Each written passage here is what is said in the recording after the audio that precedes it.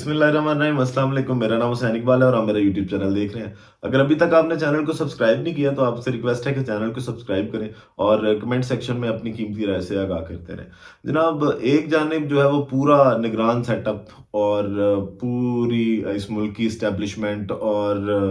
जो बाकी ताकतवर हलके हैं वो मिलकर इस कोशिश में लगे हुए हैं कि जनाब किसी ना किसी तरह से कुछ भी करके इमरान खान साहब को जो है वो साइडलाइन किया जाए, उनको पीछे पुश किया जाए और जो नवाज शरीफ साहब हैं उनको इक़्तिदार की कुर्सी पे बिठा दिया जाए। लेकिन एक इंसानों का निज़ाम होता है और एक होता है कुदरत का निज़ाम। और जो इक़्तिदार की कुर्सी और नवाज शरीफ साहब का उस पर बैठना, इन दोनों चीज़ों के दरमियान एक बहुत बड़ी रुकावट है और वो रुकावट है अवाम की। 25 करोड़ अवाम जो है वो इस टाइम सबसे बड़ी रुकावट है। जिस तरह के सर्वेज़ आ रहे हैं और जो उन सर्वेज़ के नताइज हैं वो चाहे कोई कंपनी कर रही है, कोई इंडिविजुअल कर रहा है या वो किसी सोशल मीडिया प्लेटफ़ॉर्म पे हो रहे हैं, इवन दो कि अगर वो मुस्लिम लीग नून के अपने प्लेटफ़ॉर्म से भी हो रहे हैं, तो उसमें जो अल्लाह ताला इज़्ज़त इमरान खान को दे रहा है और लोग जिस तरह इमरान खान के साथ खड़े हैं और लोगों के ज़हन में ये है कि जनाब इस टाइम वही शख्स आज़ाद है जो इस टाइम कैद में है। तो ये एक बहुत बड़ी तकलीफ का बायस बन रही हैं चीज़ें नवाज शरीफ और मरीम नवाज साहब हैं उनके लिए। और उनकी ख्वाहिश पर इमरान खान साहब पर जो इतने सारे सियासी मुकदमात बनाए गए, उन मुकदमात में अगर देखा जाए तो उनमें से कुछ भी नहीं निकल रहा। रोज़ जिस तरह समाअत सारे फैसलों पर होती जा रही है, सारे केसेस में समाअत जिस तरह हो रही हैं और उनमें जो रिमार्क्स आ रहे हैं और जिस तरह के फैसले आ रहे हैं, उनसे तो ये बात ज़ाहिर है कि ये तमाम तर जो केसेस हैं वो इमरान खान पर, क्योंकि करप्शन तो कोई ये साबित नहीं कर सके अभी तक और करप्शन का कोई केस भी नहीं डाल सके। हाँ, एक 190 मिलियन पाउंड का केस डाला इन्होंने और उसमें भी जो उस दिन बैरिया टाउन के हवाले से और वो जो मशरक़ी बैंक की रिपोर्ट वहाँ पे जमा करवाएगी, तो उससे तमाम तर चीज़ें एक किस्म का फैसला जो है वो उस केस का आ चुका है कि इमरान खान साहब का उस रकम से कोई लेना-देना नहीं था। वो रकम कैसे बाहर से आई और किस अकाउंट में गई और वो वफाक के खजाने में जमा करवा दी जाएगी। तो उस तमाम तर मामले से इमरान खान तो फिर ऑटोमेटिकली बरी ही बरी हैं और उन पर कोई एलिगेशन अब बाकी नहीं बचता उस दिन की प्रोसीडिंग के बाद सुप्रीम कोर्ट की। अब जनाब इसके बाद बात करते हैं एक और केस जो बहुत हवा क्रिएट की गई और इंटरव्यूज़ करवाए गए और इमरान खान साहब की ज़ात पर हमले किए गए और ख़ावर मलिका का भी इंटरव्यू करवाया गया इसी हवाले से। वो केस था कि इमरान खान साहब का और बुशरा बीबी का जो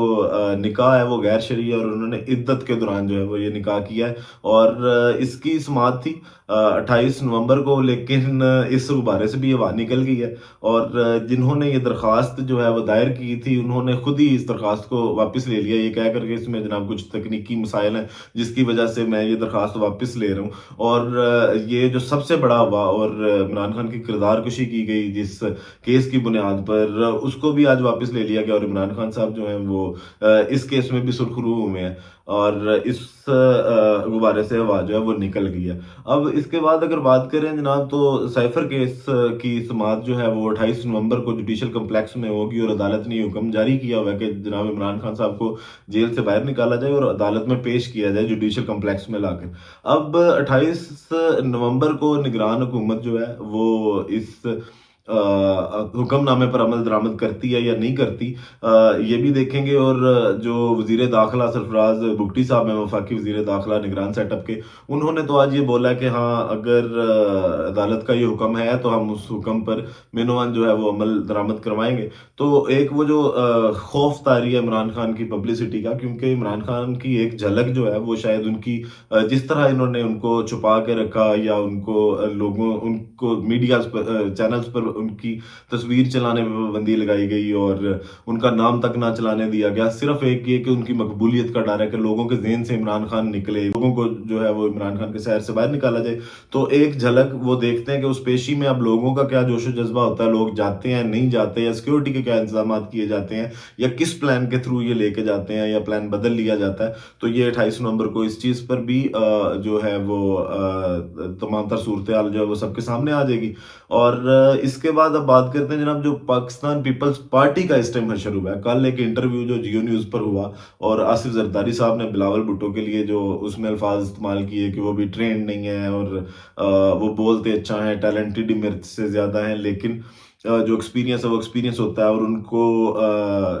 पार्टी टिकट भी मैंने जारी करना है, और उनकी टिकट पे भी मेरे साइन होंगे, और तमाम तर जो कैंडिडेट हैं पाकिस्तान पीपल पार्टी के, उनको जो है वो मेरे साइन से टिकट जारी किया जाएगा। तो उसके बाद बिलावल भुट्टो साहब जो हैं वो कैंपेन अपनी आधे रास्ते में छोड़कर इलेक्शन की, तो वो दुबई रवाना हो गए हैं पेशावर से। वो केपीके में अपनी इलेक्शन कैंपेन कर रहे थे, जिसमें उन्होंने अपना बयानिया ये रखा हुआ था कि बुजुर्गों को अब सियासत से बाहर हो जाना चाहिए और नौजवानों को मौका मिलना चाहिए। और कल के इंटरव्यू के बाद बिलावल भुट्टो साहब बज़ाहिर नाराज नजर आए, और उन्होंने किसी से कोई बात नहीं की, कोई उनका बयान नहीं आया। सिर्फ एक उन्होंने अपने सोशल मीडिया अकाउंट एक्स पर अपनी जो प्रोफाइल है उसको तब्दील किया, और उसमें उनकी वालदा बेनजीर शहीद मोहतरमा बेनजीर भुट्टो साहिबा वो उनके साथ हैं। उन्होंने मुस्कुराते हुए कंधे पर हाथ रखा हुआ है बिलावल भुट्टो के, तो जिससे ये तासुर दिया है बिलावल भुट्टो ने कि मुझे किसी और की ज़रूरत नहीं है, मेरे साथ मेरी माँ है, मेरी माँ का वोट बैंक जो लोग मेरी माँ को पसंद करते हैं, बेनज़ीर भुट्टो साहबा को पसंद करते हैं, वो मेरे साथ हैं। और आसिफ अली जरदारी साहब के लिए ये मैसेज वो देकर दुबई चले गए हैं। और उसके बाद खबरें ये हैं कि जनाब आसिफ अली जरदारी साहब भी जो है वो दुबई के लिए रवाना हो गए हैं, और फ़रियाल तालपुर साहिबा को भी उन्होंने वहाँ पे बुलाया है। तो दुबई में भी कोई प्लान बनने जा रहा है, एक बड़ी मीटिंग होने जा रही है। पीपल पार्टी का सियासी मुस्तकबिल क्या होगा, इसके बारे में भी आइंदा आने वाले चंद दिनों में जो है वो अंदाज़ा हो जाएगा कि पीपल पार्टी के अंदर जो ये दराड़ है इसकी हकीकत क्या है। अब जनाब देखा जाए तो जो आज मीडिया चैनल्स जितने थे उन प्रोग्राम्स में जो बातें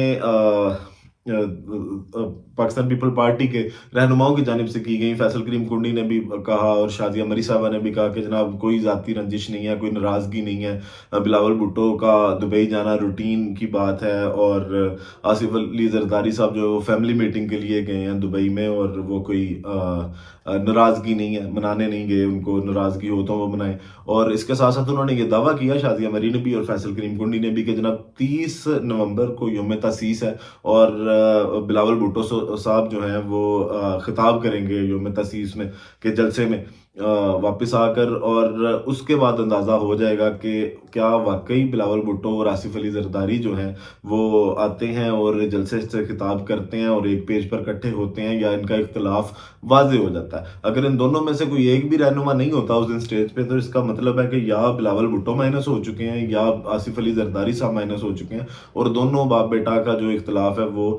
खुलकर सामने आ रहा है। अब जनाब देखा जाए तो जितने लोग इस टाइम पाकिस्तान की सियासत में इमरान खान साहब को जो है वो धकेलने की या दबाने की कोशिश कर रहे थे, उन सबको अगर देखें तो उनकी या तो आपस में लड़ाइयाँ चल रही हैं। इन सब ने मिलकर ये प्लान किया था कि इमरान खान को पीछे करें, और पाकिस्तान पीपल पार्टी और पाकिस्तान मुस्लिम लीग नून की आपस में लड़ाई होगी, और उसके बाद पाकिस्तान पीपल पार्टी की आपस में भी अंदर की लड़ाइयाँ भी शुरू होगी। मुस्लिम लीग नून के भी कुछ रहनुमाओं ने जो है वो नवाज शरीफ साहब को मशवरा दिया कि इमरान खान जैसी हकीकत को तस्लीम करना चाहिए। शायद खाकान नवासी साहब ने जो है वो बैक स्टेप किया, और उन्होंने भी नवाज शरीफ को समझाया कि इमरान खान के साथ जो है जाकर बैठें, बात करें, और अगर आपने डील करके ही आना है तो फ़ायदा नहीं है कि आप अपने अपने ही वोट के को इज्जत दो के बयानिए से पीछे हट रहे हैं। तो जितनी ताकतें जो इमरान खान के खिलाफ खड़ी हुई थी, आज वो अगर देखा जाए तो ज़ाहिर एक दूसरे के खिलाफ हैं, और उनको कोई फेस सेविंग नहीं मिल रही, कोई रास्ता नहीं मिल रहा। वो सीट एडजस्टमेंट करते फिर रहे हैं, जिस तरह नून लीग जो है वो सिंध में पीपल पार्टी को टक्कर देने के लिए एमक्यूएम के साथ इत्तेहाद में बैठी हुई है, और एमक्यूएम जो है वो पंजाब में पता नहीं ये कहाँ से एक दूसरे को सीटें देंगे। ना पाकिस्तान मुस्लिम लीग का कोई वोट बैंक है सिंध के अंदर, और ना एमक्यूएम का कोई वोट बैंक है पंजाब में। तो दोनों को ना उधर तो कोई फायदा होगा इस इत्तेहाद का, सीट एडजस्टमेंट का, और ना ही पंजाब में कोई फायदा होगा इस इत्तेहाद एडजस्टमेंट का। बाकी वीडियो का अख्ताम इसी दुआ के साथ कि अल्लाह ताला पाकिस्तान पर अपनी लाखों करोड़ों रहमतें नाजिल करे, और पाकिस्तान की 25 करोड़ अवाम की जो मुश्किलात हैं उनको आसान करे। पाकिस्तान जिंदाबाद।